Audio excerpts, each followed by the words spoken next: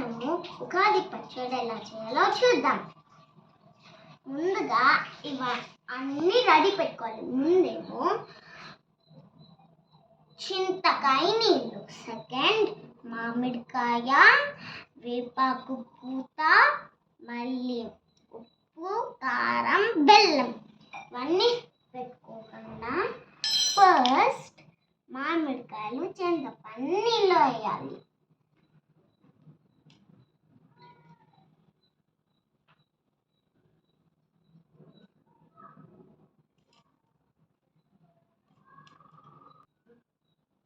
Second వేపాకు పూత,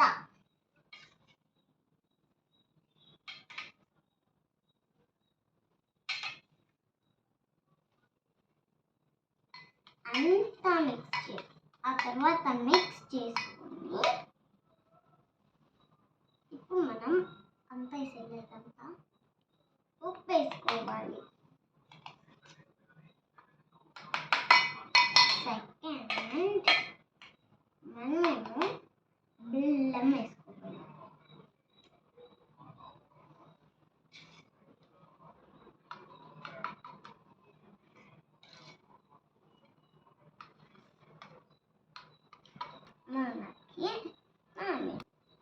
మళ్ళీ లైట్గా కారం వేసుకొని మిక్స్ చేసుకుంటే ఉగాది పచ్చడి రెడీ.